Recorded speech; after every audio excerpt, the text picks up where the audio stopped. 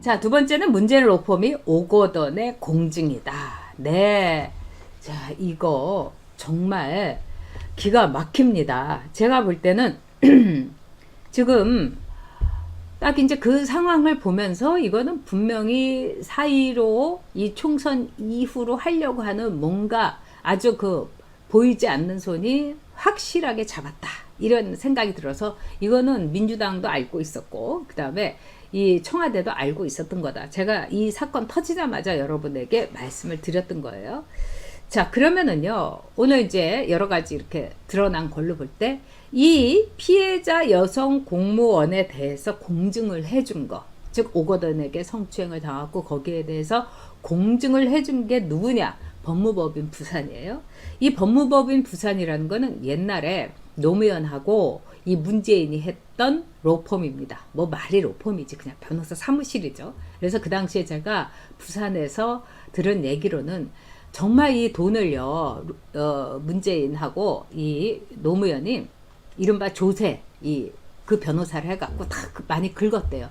이 조세 변호사는 변호사들 중에서도 좀 하기 싫어하는 소송입니다. 아주 좀 치사한 거고, 그 다음에 나라 돈 빼먹는데 이 조세 변호사들이 아주 그러니까 우리 세금을 빼는 거예요. 왜 국가도 소송 많이 당하는데 그런 식으로 해가지고요. 그래가지고 이제 노무현이가 나중에는 이제 대내 활동으로 미쳐 돌아갈 때 이때 문재인이가 자리를 꿍치고 앉아갖고 조세 변호사 하고 맨날 빌링해갖고 이 수입을 또 이제 나눠가지고 권양숙이한테 갖다주고, 그래서 권양숙이가 그렇게 문재인을 좋아하는 거라는 거예요. 근데 이제 지금은 노무현의 조카 사위인 이 사람이 그 변호사가 이 대표로 있는 거예요. 그러니까 이건 뭡니까? 노무현의 일종의 패밀리 로펌이다. 이렇게 볼 수 있는 거죠. 거기다가 이 로펌에 사실상 그때 또 대표를 했던 게 김외숙이라는 사람이에요. 지금 인사수석을 하고 있어요. 조현옥에 의해서. 근데 이제 김외숙이라는 여자가 이 로펌 출신이고 노무현하고 문재인하고 엄청 가깝습니다. 그러니까 문재인하고 거의 그 변호사 사무실에서 매일매일 보고 정말 생사고락까지는 아니지만 희노애락은 같이 했던 여자죠.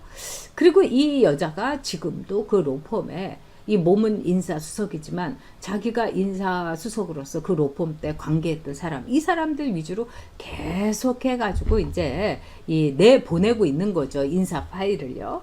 근데 이 여자가 청와대 인사수석이에요. 근데 자기 로펌에 이 정이라는 변호사하고 뭐 하루에도 뭐 몇 번씩 전화를 할 텐데 여기서 이렇게 큰 사건을 몰랐다? 그리고 이 사건에 대해서 더구나 노무현의 말하자면은 조카 사이인데 이 사건에 대해서 입을 다물고 있었을까? 제가 보기엔 절대로 그건 있을 수가 없고요. 제가 볼 때는 이겁니다.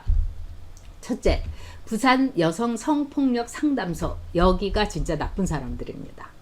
이게 완전히 뭐라고 할까요? 우리가 보면요, 서울역에 옛날에 진짜 내지는 뭐 가출소녀 있으면은 내가 이 시청에서 나온 보호소장이다. 그러면서 우리 시청으로 가서 너를 오늘 재워주겠다. 뭐 쉼터 해주겠다. 이러면서 그 소녀를 단짝 들어다가 이 영등포 윤락가에 팔아버리는 거하고 똑같은 짓을 했다.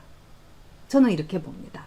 자, 얼마나 기가 막히겠어요? 그 여성 공무원이 정신이 없었을 겁니다. 근데 그 여성 공무원이 일단 부산의 여성 성폭력 상담소라는 거를 알았을 거고, 그러니까는 이 소굴로 들어간 거죠. 거기에 가서 내가 이런 일을 당했을 거다 이겁니다. 자, 여기에서 딱 비리가 생성되는 겁니다. 불의가 생성되는 거죠. 이 여자를 어떻게든지 구슬러야 되고 선거 잘 치러야지 이러면서 부산 여성 성폭력 소장이라는 사람을 한 건 하려고, 그래서 나중에 이제 배지 달려고 돌아갔을 겁니다. 그래가지고 이거를 일단은 자기하고 그동안 또 이제 부산도 그렇고 서울도 그렇고 지금 여성 단체들은요, 저 좌파들하고요 딱 이렇게 이 연관이 돼 있어요. 그 사람이 그거고 오글오글하게 몰려있고 다 뭐 운동권 동지에다가 서로 이렇게 먹여주고 뭐 입에 넣어주고 이러는 먹이사슬인 거예요. 그렇기 때문에 그동안 부산 성폭력 상담소에서 뭐 소송을 한 거다 이럴 때 아마 이 법무법인 이 부산으로 많이 갔을 겁니다. 왜? 이 일거리를 물어다 주잖아요. 그렇기 때문에 여기에서 서로가 악어와 말하자면 악어새의 관계가 됐을 거예요. 그리고 이 사안은 얼마나 큽니까? 당연히 이 법무법인 부산으로 연락을 했겠죠. 그러고 나서 부산에서 이거 큰 건 터졌다. 그렇다면은 뭐냐? 우리가 공증을 해주고 법적으로 다 해주는 척하면서 하여튼 이 쓰나미는 막자. 이 썰물부터 일단 막고 보자. 이렇게 생각했을 겁니다. 그래서 그 여자를 불러다가 또 뭐 오거돈이 가족이니 뭐 다 있는 데서 그럴듯하게 이렇게 시츄에이션을 연극 무대 같은 걸 만들면서 말하자면은 여기에 대해서 그 여성이 되도록 빨리 해달라 이러는데 뭐 그 정신이 없을 거 아닙니까? 아니 여러분도 그런 일을 당했으면 정신이 없으실 거 아니에요?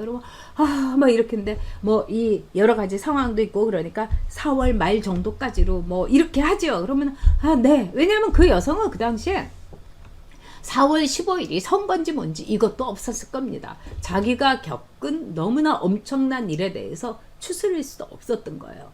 그렇기 때문에 날짜를 딱 받기보다는 뭐 4월 정도로 하자. 뭐 이렇게 얘기했을 수 있습니다. 그러니까 그 여성이 오케이 한 거죠.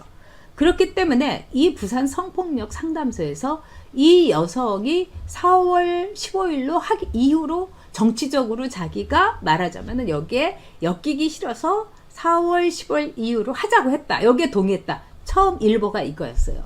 이게 바로 그들의 사악함을 얘기해 주는 겁니다. 그러니까 이 여성이 다시 언론에다가 뭐라고 했느냐. 나는 총선 이후의 날짜를 받지 않았다. 이렇게 얘기한 거예요. 그렇다면 여기에서 법무법인과 부산 여성 성폭력 상담소에 일종의 말하자면 작당이 있었던 겁니다. 이 여성에 대해서 달래주고 너희의 편이다. 이렇게 얘기하면서 이 여성에 대해서 말하자면은 일단 누르면서 선거를 치르자. 그리고 그게 즉시 아마도 민주당 수뇌부라든가 그 다음에 청와대에 다 보고가 됐을 겁니다. 그러니까 청와대에서는 어떻게 했을 거냐. 일단 막아라. 이렇게 얘기했겠죠. 민주당에도 그렇고. 그래서 아마 민주당에서 알고 있는 사람은 부산 지역의 의원들, 그 다음에 굉장히 그 윗선, 뭐 제가 보기에는 이 윤호중이는 자기는 몰랐다 하는데 제가 보기에는 분명히 알았을 가능성이 큽니다. 이 선대위에 있었던 수뇌부들은 알았을 겁니다. 자, 이렇게 돼가지고 이 현 정부하고의 아주 특별하고도 특별한 특수 관계인 부산 법인이 말하자면 여기에 대해서 공증을 한 거예요. 이거는 정말 악의 소굴에 그 여성을 부산 여성 성폭력 상담소에서 넘긴 거다. 이렇게 볼 수 있습니다. 그래서 부산 지역에는 이미 소문도 났는데 부산 지역의 이제 법조인들이 이 특수관계인 법무법인 부산에 말하자면은 여당 광역단체장의 성추행과 자진 사퇴라는 이 사안을 알고서 이건 넘어갔을 리가 없다. 그렇기 때문에 다 들어갔을 거다. 이렇게 아는 사람은 다 보고 있고요.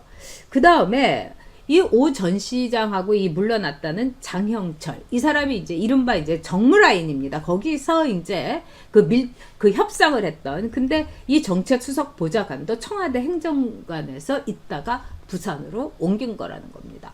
그러니까 청와대 인사들을 이제 꽂아주는 대로 오거든요. 다 받은 거죠. 그러면 이 장형철이라는 사람이 얼른 이제 거기다 보고를 했을 거죠. 또 뿐만 아니라 이 오거돈이가 사퇴 기자회견을 하고서 어디로 갔는지 모른다 이러는데 거제도에서 차를 세워두고 거기서 그날 문재인이 거제도에 왔는데 문재인하고 만났을 거다 이런 추측이 있는 거예요. 왜 거제도에 갔냐 이거죠. 그런 점에서 일단 이 사건은 이 문재인도 알고 있었던 이 거대한 작당 사건이다 이겁니다.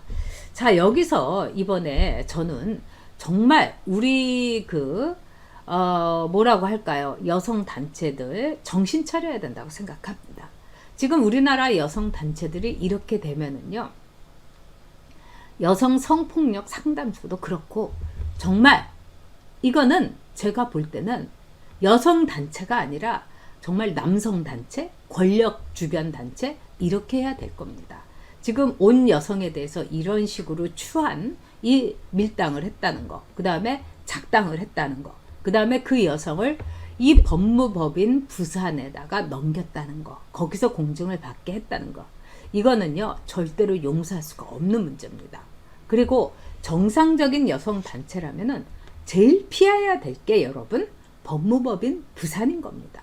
절대로 거기는 보내서는 안 되는 거죠. 왜?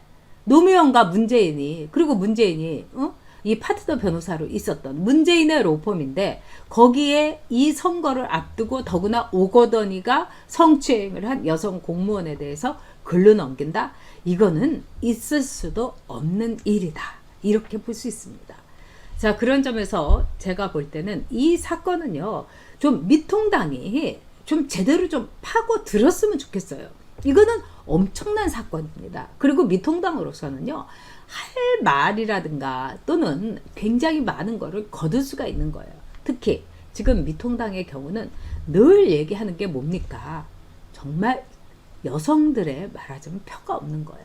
여성들이 무조건 미통당에 대해서는 꼰대다, 뭐 느글느글한 아저씨다 하는데, 진짜 느글느글하게 성추행이나 하는 아저씨들은 누구였습니까?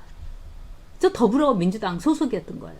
그리고 이미지 좋은 척 하면서 막 이렇게 폰만 재고 이미지 관리했던 안희정이 나가는 거 보세요. 이 뭡니까? 이런 점에서 미통당이 지금 왜 이렇게 손 놓고 있는지, 제가 볼 때는 김종인이고 뭐고 간에 지금 있는 사람들, 문재인 로펌의 오거돈 성추행 이거를 공증을 했다. 이 점에 대해서는 좀 얘기 좀 확실하게 했으면 좋겠습니다. 네, 라파솔 멤버님께서 도대체 미통당 귀와 눈은 없는 정보력 부족이다. 제가 보기에는요, 정보력 부족이기 전에 전투력이 부족입니다. 이거는 정보력을 가지고 뭐 누구 뒤를 파고 이런 걸 떠나가지고 이거는 절대로 안 된다. 이 나온 사안만 가지고도요, 얘기할 게 너무 많은 거예요. 그리고 여러분하고 얼마 전에 막 밤샘 토론인가 JTBC에 허은아하고 이제 이채 얘기 나와갖고 완전히 저 민주당 쪽에 이제 발린 거 아니겠습니까? 그래서 제가 아는 당뇨한테 이랬어요. 미통당 당뇨한테. 아니, 어떻게 저런 사람들을 내보내냐. 이 말도 제대로 못하고, 그 다음에 민주당이 뭐라고 하면 방슬방슬 웃으면서 이렇게 고개나 끄덕이고. 아니, 이건 아니지 않느냐. 할 말 딱딱하고. 아니, 그렇게, 어떻게 저런, 절대로 내보내서는 안 될 사람들을 저렇게 토론에 내보내냐. 이럴 때 뭐라는지 아세요? 아무도 안 나간다고 해서 나간다고 한 사람이 두 사람이었다는 거예요. 그러니까 이건 전투력 부족입니다, 여러분. 자기가 정말, 저는 예전에 이 토론에 나가보면 6명이 토론자면요, 5명이 민주당 쪽 사람들이에요. 시민단체, 뭐 교수 할 것 없이 다 쟤네 편인 거예요. 김호기 뭐 이런 사람들 나오고, 그리고 자기들도 토론을 하다가 뭐냐면, 아, 김 교수는 우리 편인데 말이야, 뭐 이런 말까지 방송에서 할 정도입니다. 네. 그런데 그래도 나가서 싸웠죠.